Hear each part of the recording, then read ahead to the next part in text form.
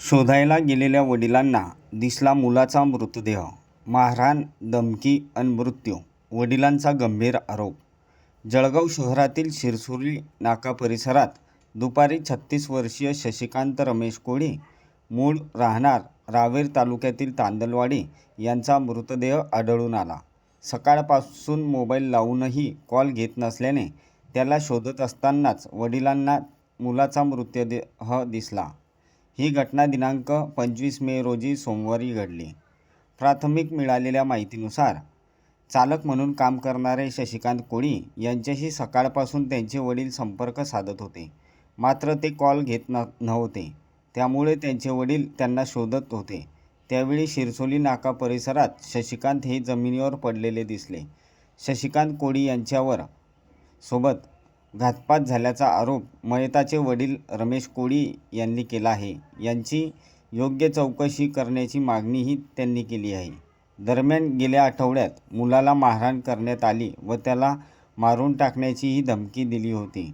त्यानंतर काही दिवसातच मुलाचा मृत्यू झाला असल्याचे कोळी यांनी सांगितले. पहा काय म्हणाले रमेश कोळी. मुलासोबत ती एक नाशिकवरून आलेली पोरगी ती राहत होती. त्यांनी शिवकॉलनीमध्ये रूम केला. ते रूम सुद्धा त्या मुलीच्याच नावावर होतं. माझा मुलगा नेहमी तिला 1 महिन्याचं भाडं देऊन टाकायचं किंवा रूम मालकाला भाडं देऊन टाकायचं. पण तिने 15,000 रुपये दिले असल्यावर ते तिने 4,000 त्या रूम मालकाला दिलेले होते. मग मला मंगळवार का सोमवार असा दिवस होता आता मागच्या आठवड्यात, तर मला फोन आले रात्री. मला म्हणे नाशिकहून पोरगा आलेला आहे म्हणे, त्यासोबत हे मला मारहाण करताय. मग म्हटलं बाबा तू नीट राहा, पोलीस स्टेशनला कंप्लेंट कर. मग त्याने पोलीस स्टेशनला गाडी बोलवली त्यानं फोनवरून.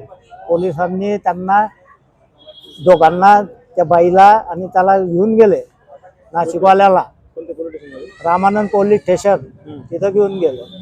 मग मी सकाळी आलो बा इथं, मला फोन आले होतं. मी सकाळी म्हटलं तुला काय सांगितलं आहे म्हणे, मला मेडिकल करायचं सांगितलं आहे. मेडिकल मग मी इथं दवाखान्यात नेलं, इथं मेडिकल केलं. त्यांनी एक चिठ्ठी दिली, ते पोलीस स्टेशनला नेली.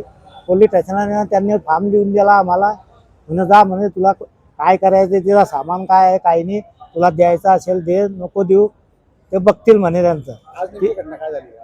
आजचे आम्ही त्या सकाळचे फोन लावतोय, तो फोन लागत होते पण फोन उचलत नव्हता. मग मी ज्याच्याकडे कामाला होता त्या मालकाला फोन लावले. तो म्हणे 8:30-9ला माझ्याकडे कामाला येत होतो. श्री पॉईंट आहे असं येतं. मग त्यांचे फोन आले म्हणे माझे पण फोन उचलत नाही म्हणे तो.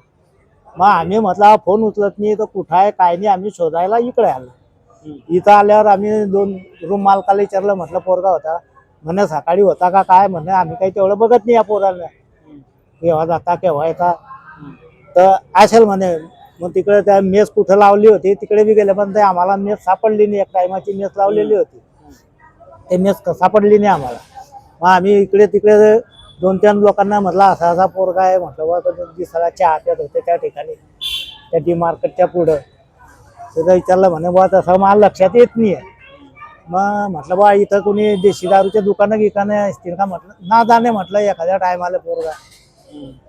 तर काही नाही, तिथं बी काही नाही. मग एका माणसाला विचारलं म्हटलं दुकान कुठं आहे, तर म्हटलं मग असा मुलगा आहे म्हटलं, माझा मुलगाचा फोन लागतोय पण तो उचलत नाही. म्हणून त्या माणसाने टायर पंचरवाल्यानं आम्हाला सांगितलं एक पोरगा पडलेला आहे म्हणजे तिथं लोकांची गर्दी आहे, तिथं जा म्हणे, पहा म्हणे. तिथं बघितलं तर माझाच मुलगा दिसायला. काय तुमचा आरोप काय माझा आरोप म्हणजे ह्या लोकांनी ज्या दिवशी याला रात्री मारहाण करून पोलीस स्टेशनला जमा, मला यांच्यावर संशय आहे. कारण ते बोलले होते त्या टायमाला की तुझं मर्डर करून टाकू आम्ही. तर तुम्हाला मृतदेहावर काही असं वाटलं का की त्याला मारहाण झाली? हा, जखमा आहे ना मृतदेह. काय मागणी काय आपली आता? मागणी त्याला न्याय मिळावा माझ्या मुलाला. कोणी मला चौकशी करायची, त्याची तपास करायचा. काय नाव होतं आपल्या मुलाचं? शशिकांत रमेश कोळी. काय काम करायचं? ड्रायव्हर.